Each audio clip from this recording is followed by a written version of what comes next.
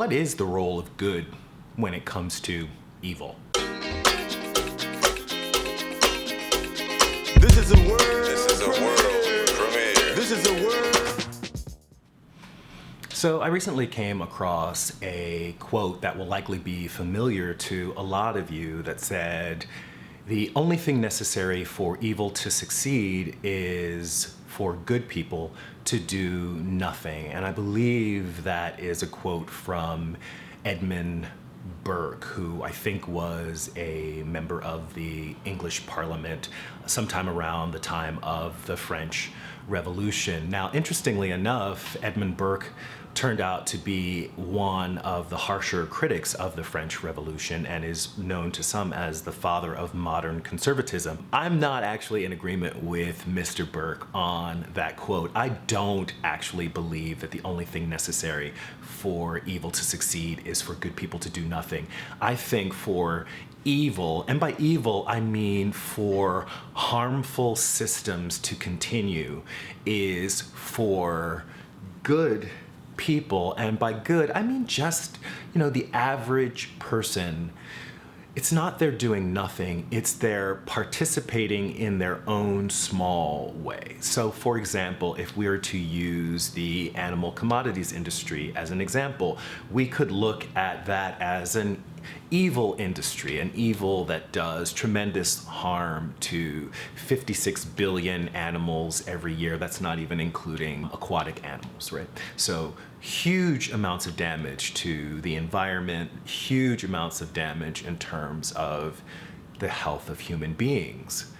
And what is required for that system to be maintained is for most people to buy into the system, to actually to purchase and consume those animal products. Without the participation of the average person, that system would crumble. If we were to look at other oppressive systems, if we're to look at, say, sexism, if we're to look at racism, if we're to look at homophobia, how is the average person participating in those oppressive systems and having no one speaking out against them, which would be doing nothing, but not only not speaking out against them, but actively excusing them when people do find the courage to speak out. And that really is the focus of this video. Not necessarily how one might actively do their part to say harmful things or do, actively aggressive things against someone who is the member of an oppressed group. But when the member of that oppressed group speaks out against something that they find harmful, however minute, do you listen to that person? Do you try to hear where they're coming from? Do you try to recognize how what they're saying might indeed be playing into and helping to maintain a very harmful system? Or do you do your part to silence that person? And that silencing happens in a number of different ways. I mean, one way is just to tell that person to shut up, right?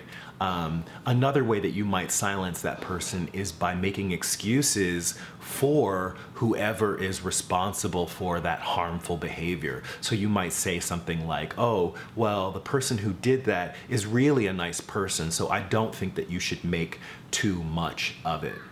Or the thing that you might do is just tell the person who's speaking up that they're overreacting. And so what ends up happening is that you've effectively silenced someone who was a good person, who was ready to do something about the oppressive situation, and you've taken their power away, or you've not stepped in as an ally, or you've not even given them the basic love and support that they've asked from you as a friend or family member. So this is a way that good people actually play an active role in maintaining oppressive systems, harmful systems. Now, on the other side of it, when we excuse these small behaviors from people who may not be themselves racist or sexist or homophobic, but they may be spreading racist, sexist, homophobic, or other types of oppressive ideologies. When we excuse that, we give others permission to do the same thing.